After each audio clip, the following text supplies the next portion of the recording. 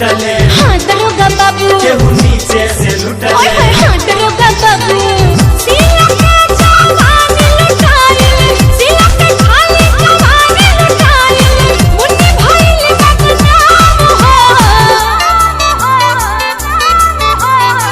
दिन दहाड़े खुले आम लुटाइल हमरा जवानी के गोदाम हो दिन दहाड़े खुले आम लुटाइल हमरा जवानी के गोदाम हो दिन दहाड़े खुले आम लुटाई इनके जवानी के गोदाम हो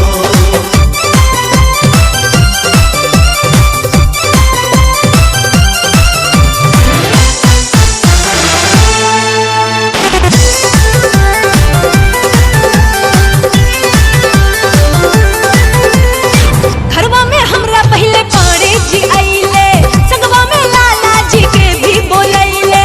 जादो जी गमछा से मुंह बंद कइले सिंह साहेब हमरा पे राइफल भी रइले घरवा में हमरा पहले पाड़े जी आइले संगवा में लाला जी के भी बोलैले जादो जी गमछा से मुंह बंद कइले सिंह साहेब हमरा पे राइफल भी रइले काल्हू का रतिया बच ना पाई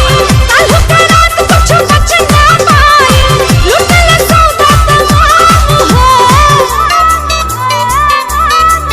हाँ दिन दहाड़े खुले आम लुटाइल हमरा जवानी के गोदाम हो दिन दहाड़े खुले आम लुटाइल हमरा जवानी के गोदाम हो दिन दहाड़े खुले आम लुटाई इनके जवानी के गोदाम हो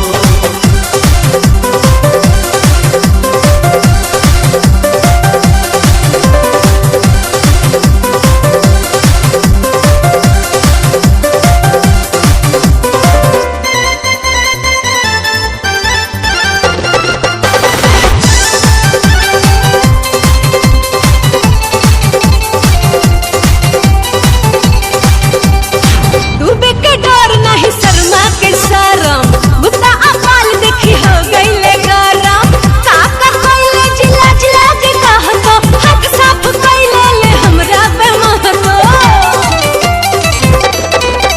अरे डूबे के डर नहीं शर्मा के शरम गुप्ता अपाल देखी हो गईले गरम काका कइले जिला जिला के कहतो हक साफ कइले ले हमरा पे महतो लिखी रापट कैसे चलवाई लिखी रापट हाल कैसे चलवाई होका भइले सरेआम हो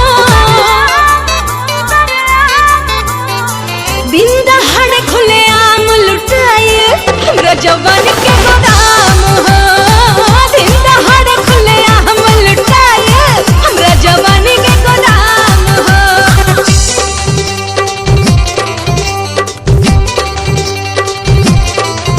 हक जोड़ी न लगाई ए दरोगा बाबू नहीं जेल भेजवाई ए दरोगा बाबू नहीं करी पिटाई ए दरोगा बाबू इनका के समझाई ए दरोगा बाबू छोट छोट ई कपड़ा पहिरी है छोट छोट ई कपड़ा पहिरी है चाली है बेलगाम हो लुटी नहीं तका पूजा करी धूप देखाई सुबह शाम हो लुटी नहीं तका पूजा करी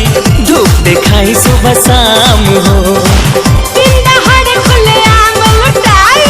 हमरा जवानी के गोदाम हो लुटी नहीं तका पूजा कर